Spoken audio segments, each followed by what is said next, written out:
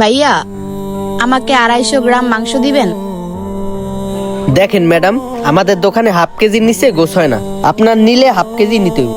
ভাইয়া, আমার ছোট্ট মেয়েটা না আজকে বায়না ধরছে, সেহেরিতে গরুর মাংস দিয়ে ভাত খাবে।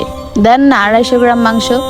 দেখেন ম্যাডাম, আপনার মেয়ে বায়না ধরছে না কি করছে সেটা আমার দেখে লাভ নাই। আমাদের এখানে হাফ কেজির নিচে গোছ বিক্রি হয় না। আপনাকে নিলে হাফ কেজি নিতে হইব, আর না নিলে ঝামেলা বাড়ায়েন না তো।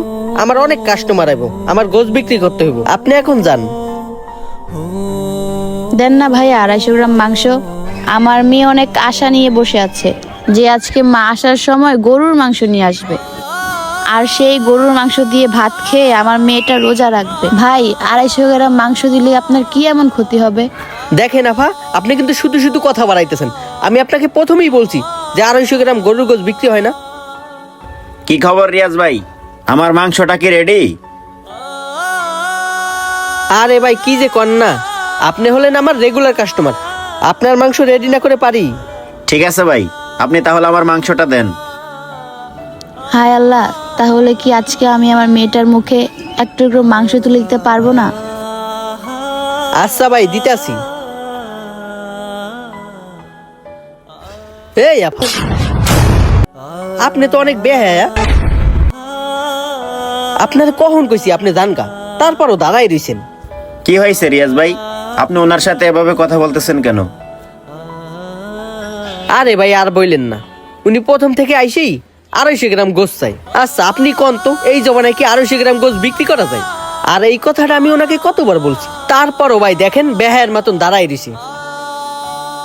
হ্যাঁ আপু, উনি তো ঠিকই বলছে। শুধু উনি কেন, এইখানকার কেউই আপনার কাছে 250 গ্রাম মাংস বিক্রি করবে না। আপনি হাফ কেজি নেন। ভাইয়া, আমার কাছে হাফ কেজি গোস কেনার টাকা নেই। হাফ কেজি মাংস কেনার টাকা নেই? আপু, আপনি যেই টাকা দিয়ে 250 গ্রাম গরু মাংস নেবেন, সেই টাকা দিয়ে তো ভালো একটা মুরগি পাবেন। আপনি মুরগি নিয়ে যান। আসলে ভাইয়া, হয়েছে কি, আমার মেয়েটা না আজকে বায়না ধরছে, ও আজ ভোর রাতে গরুর মাংস দিয়ে সেহারি খাবে। তাই তো আমি বারবার ভাইয়াকে রিকোয়েস্ট করতেছি আমাকে 250 গ্রাম গরুর গোস্ত দেওয়ার জন্য। ভাই, আপনি তো ওনার সব কথাই শুনলেন। আপনি চাইলে তো 250 গ্রাম মাংস ওনাকে দিতে পারেন। আর এমনও তো না যে উনি আপনার কাছ থেকে ফ্রিতে মাংস নিতে আসছে। উনি তো টাকা দিয়েই নিবে, তাহলে আপনার দিতে সমস্যা কোথায়?